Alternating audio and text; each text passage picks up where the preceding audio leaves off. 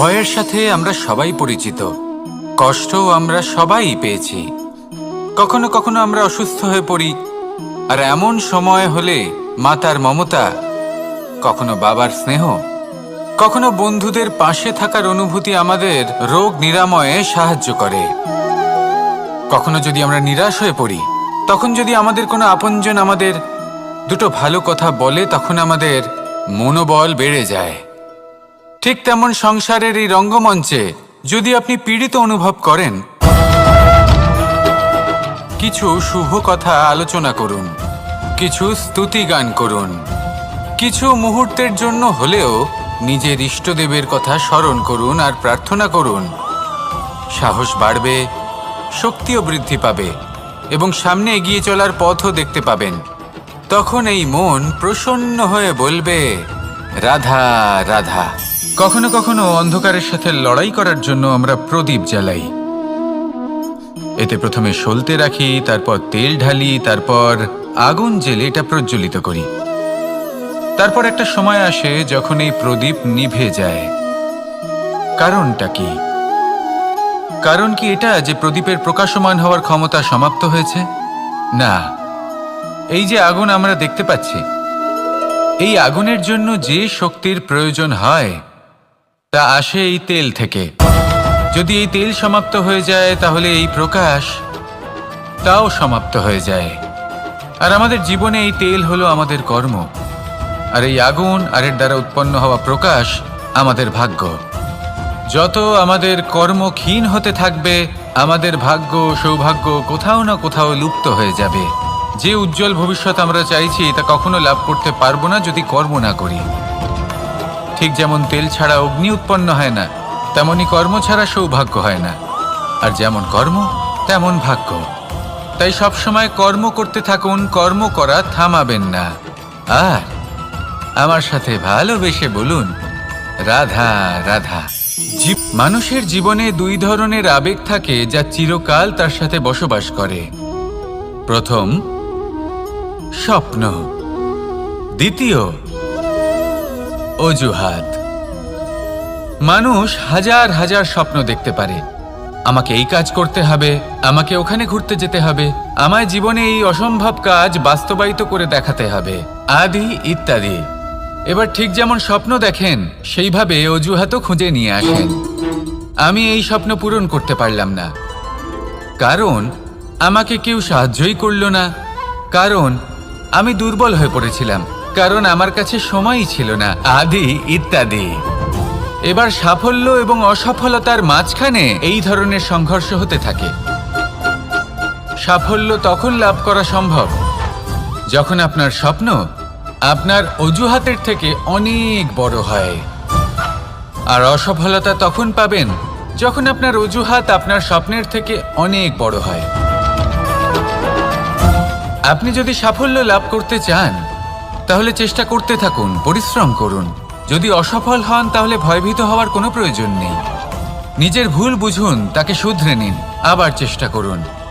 কিন্তু যদি নিজের জীবনে অজুহাত নিয়ে আসেন, তখন স্বপ্ন কখনো পূরণ হবে না।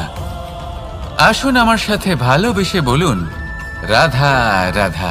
সময় আমরা কারোর নীরবতাকে তার দুর্বলতা ভেবে বসি। হতেই পারে সেই ব্যক্তি উত্তর দিতে চাইছেন না, হতে পারে অন্য কোনো কারণ আছে যা আমরা বুঝতেই পারছি না। সেই জন্য তাকে দুর্বল ভেবে নেওয়া অনুচিত। দেখতে গেলে এই বিশাল সমুদ্র এও কিন্তু নীরব, শান্ত হয়। কিন্তু যখন সে রুদ্র মূর্তি ধারণ করে, তখন কি হয়? সমগ্র সংসারকে বিনাশের পথে নিয়ে যায় এই সমুদ্র, প্রলয় সৃষ্টি করে। সেই জন্য কারোর সহ্য শক্তিকে দুর্বলতা বলে মনে করবেন না, কারণ যদি এই নীরবতা নিজেকে ভেঙে বেরিয়ে আসে, তাহলে তা বিনাশের সমস্ত সীমা পার করে যেতে পারে। তাই এই নীরবতাকে সবসময় বুঝুন, সবসময় একে সম্মান করতে শিখুন, আর আমার সাথে ভালোবেসে বলুন, রাধা রাধা। জীবনে তিনটি বিষয় আছে, তিনটি বস্তু আছে, তারা যেন আপনাকে কখনো বশে না করে নিতে পারে। প্রথম হলো ধন। ধন যতক্ষণ আপনি ব্যবহার করতে থাকেন, যতক্ষণ তা আপনার কাজে আসছে, ততক্ষণ ঠিক আছে, এই ধন আপনার কাছে অমৃত। কিন্তু যখন এই ধন আপনাকে ব্যবহার করতে শুরু করে, বুঝে যাবেন যে আপনার পতনের সময় শুরু হয়েছে। দ্বিতীয় বিষয়, ফেলে আসা অতীত। যাই করুন, আপনি অতীত পাল্টাতে পারবেন না, আর এই সত্যিটা আপনিও জানেন। কিন্তু তাও এর বশবর্তী আমরা হয়ে পড়ি, আর যখন তাই হয় তখন এই সংসারে আমরা যেখানেই যাই না কেন, যত বড়ই সুখ লাভ করি না কেন, সেই সব আমাদের কাছে তিক্ত বলে মনে হয়। তৃতীয় বিষয়, আপনার আশেপাশের মানুষ ভিন্ন ভিন্ন ধরনের মানুষ হয়, যাদের চিন্তা ভাবনা এবং দৃষ্টিভঙ্গি ভিন্ন ভিন্ন প্রকারের। যদি এদের বশবর্তী আপনি হয়ে পড়েন, তাহলে কেউ বলবে এটা করো, এটা ভালো। কেউ বলবে এটা করো না, ওটা করো, ওটা ভালো কাজ। কেউ বলবে এই দুটোই করো না, অন্য কিছু করো। এই কথাগুলিতে আপনি এতটাই জড়িয়ে পড়বেন যে আপনি লক্ষ্যভ্রষ্ট হয়ে পড়বেন। তাই এই 3 বিষয় থেকে সাবধানে থাকবেন। যদি কোনো কিছু বশ করতে হয়, তাহলে আপনাকে বশ করতে হবে আপনার আজকে, নিজের বর্তমানকে। এটা খুব প্রয়োজনীয়। এটা ভাববেন যে এই সময়ের সদ্ব্যবহার আমি কিভাবে করব, সময়কে শাসন কিভাবে করব, ওই কর্ম কিভাবে করব যাতে ভবিষ্যতে কখনো আমার আফসোস না হয়, বরং এই সংসার আমাকে নিয়ে গর্ব করবে, সেই কর্ম করুন।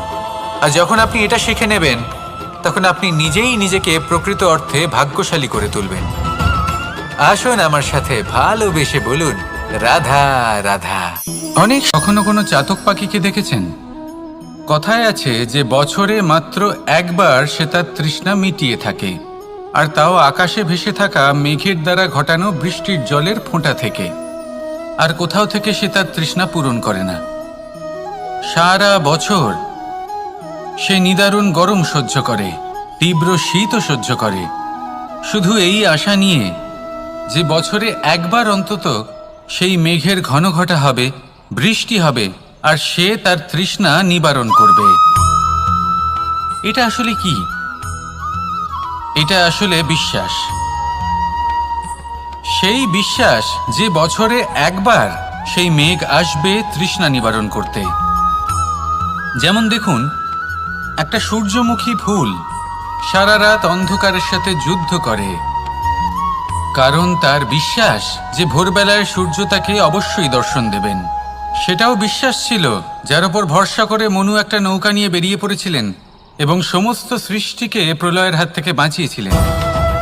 সেটাও ছিল ভালোবাসার প্রতি বিশ্বাস, যার উপর ভরসা করে বানর এবং ভাল্লুক সেনা নিয়ে শ্রীরাম আক্রমণ করেছিলেন সমস্ত বরদানপ্রাপ্ত অসুরগণ এবং রাক্ষসগণের লঙ্কায়, এবং জয় লাভ করেছিলেন। এই বিশ্বাসই হলো এই বিশ্বের আশা। বিশ্বাস রাখুন যে আপনি হলেন সর্বশ্রেষ্ঠ এবং শুধুই নিজের কর্ম করতে থাকুন। এই বিশ্বাসের আশাই আপনাকে প্রতি মুহূর্তে বল প্রদান করবে। এ হলো আমার বিশ্বাস। আসুন আর আমার সাথে ভালোবেসে বলুন, রাধা রাধা। যোগাসন। যোগাসনে আসন অত্যন্ত গুরুত্বপূর্ণ। এবার আমি বলবো সবথেকে শ্রেষ্ঠ আসন কোনটি। আশ্বাস। নিজেকে আশ্বস্ত করতে থাকুন যে আমি আছি, সব ঠিক হবে, যা হচ্ছে ভালোর জন্য হচ্ছে। এই আশ্বাস আপনাকে জীবনে এমন ধন্যাত্মক বিশ্বাস দেবে যে আপনি বড় বড় সমস্যার সমাধান করতে পারবেন। এবার যদি কথা বলি সবথেকে কঠিন সময়ের, তাহলে সেটা হলো বিচ্ছেদের। যা মা সীতাকে সহ্য করতে হয়েছে শ্রীরামের জন্য, রাধা কৃষ্ণকেও সহ্য করতে হয়েছে। যে ব্যক্তি বিচ্ছেদের সময় সঠিক পথে চলে এসেছে, সে জীবনে অনেক শ্রেষ্ঠ স্থানে অবশ্যই পৌঁছতে পারবে। এবার যদি কথা বলি সবথেকে জরুরি এবং গুরুত্বপূর্ণ সময়ের, তাহলে সেটা হলো সংযোগ। সকলকে সাহায্য করতে থাকুন। আপনি অন্যদের সাহায্য করে তাদের যত আনন্দ দিতে পারবেন, ততটাই আনন্দ আপনারও জীবনে অবশ্যই আসবে। আসুন আর আমার সাথে ভালোবেসে বলুন, রাধা রাধা। সংসারে সকলে উঁচুতে উঠতে চায়, কেউ নত হতে চায় না। সবাই এটা মনে করে যে নত হওয়ার অর্থ হলো তাদের আত্মসম্মান এবং অহংবোধের বিরুদ্ধাচরণ করা। তাদের মনে হয় যে যদি আমরা নত হই, সংসার আমাদের দুর্বল মনে করবে, তাদের শৌর্য এবং তাদের ব্যক্তিত্বের অপমান হবে।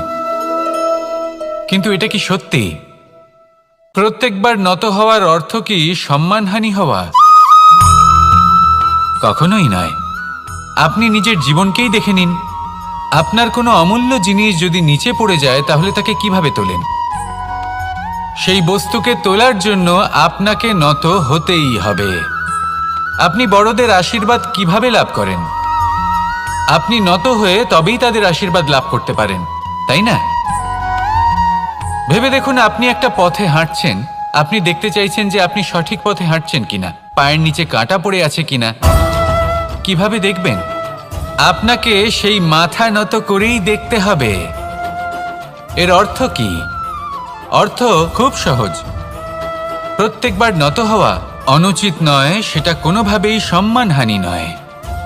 পরিস্থিতি অনুসারে এবং যেখানে প্রয়োজন আপনি নত হতে শিখে গেলে আপনি অনেক কিছুই লাভ করতে পারবেন। লক্ষ্যে পৌঁছানো অত্যন্ত কঠিন হয়। গুণ, কেউ ভাবেন যে কেন এত কঠিন হয়? সেই জন্য প্রয়োজন এবং পরিস্থিতি অনুসারে নত হতে শিখুন। এতে অনুচিত কিছুই নেই। এই লক্ষ্য আত্মসম্মান কেন থাকা আমার কাছে অত্যন্ত চলে আসে প্রয়োজন, না? কিন্তু তা যেন কখনো অহংকারে আপনাকে পরিণত একটা কথা না বলি। হয়। এই যদি বিষয়ে আপনার লক্ষ্য অবশ্যই কঠিন নজর না রাখবেন হয়, এবং তাহলে আমার তাকে সাথে পাওয়া ভালোবেসে আপনার বলবেন, পক্ষে অসম্ভব হয়ে রাধা উঠবে। রাধা। আমাদের জীবনে অনেক লক্ষ্যে ধরনের পৌঁছানোর ব্যক্তি এই এসে রাস্তায় থাকেন। আপনি যে কেউ কড়া কেউ রোদের আমাদের সাথে সম্মুখীন থেকে হন, যান, যার কেউ থেকে আমাদের আপনি থেকে দূরে দূরে পালাতে চলে চান, যান। সেই রোদ কেউ আপনাকে ভালো মানুষ প্রেরণা হন, যোগায় কেউ যে খারাপ আপনি মানুষ। এগোতে থাকুন। কিন্তু আমরা সবসময় সেই সময়টাকে ভাবুন নিয়ে একজন দুঃখ যাত্রী প্রকাশ যে কিনা করি নিজের যখন লক্ষ্যের আমাদের দিকে জীবনে কোনো যাচ্ছেন, খারাপ সেই পথে ব্যক্তি উনি প্রবেশ যদি করেন। একটু ছায়া পেয়ে যান, তারা আমাদের খারাপ আর উনি অনুভূতি ওখানে দেন, বিশ্রাম দুঃখ দেন, নেন, কষ্ট দেন। আমরা তাহলে সবাই তার সাথে তাকে ভালো মন্দ তার কথা ভাগ্য বলি। গভীর নিদ্রায় সেখানে কেন? বিলীন হয়ে যায়। এমন বিভিন্ন ধরনের মানুষ, তাই এই খারাপ পরিশ্রমের মানুষ, ভালো কড়া মানুষ, রোদের থেকে সবার কখনো জীবনেই দূরে আসেন। পালাবেন না। জীবনে এবং শুধু সকলকেই সামনে একটা এগোতে থাকুন অমূল্য শিক্ষা দৃঢ়তার দান করে সাথে। যান।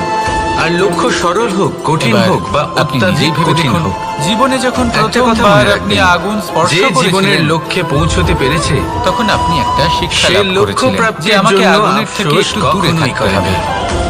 তারপর আস্তে আস্তে আপনি শিখলেন যে রাধা, কিভাবে এই রাধা। আগুনকে নিয়ন্ত্রণে রাখতে হবে। ধৈর্য, তারপর আপনি শিখলেন এই ধৈর্য যে কি কিভাবে নিজের জীবনে তাকে প্রয়োগ কোনো করতে গুণ? হবে।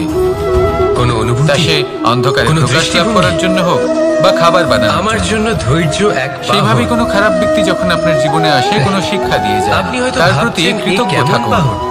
তার বিষয়ে বাহন খারাপ তো ঘোড়া ভাবার বা হতে খারাপ পারে, অনুভূতি নিয়ে থাকার কোনো প্রয়োজন হাতি নেই। হতে পারে, উটও হতে পারে, সেই কিন্তু শিক্ষা লাভ ধৈর্যকে করুন। বাহন বানানো মানে ইতিবাচক চলুন মনোভাব আপনাকে নিয়ে একটা জীবনে কথা সামনে বোঝাই। এগোতে থাকুন।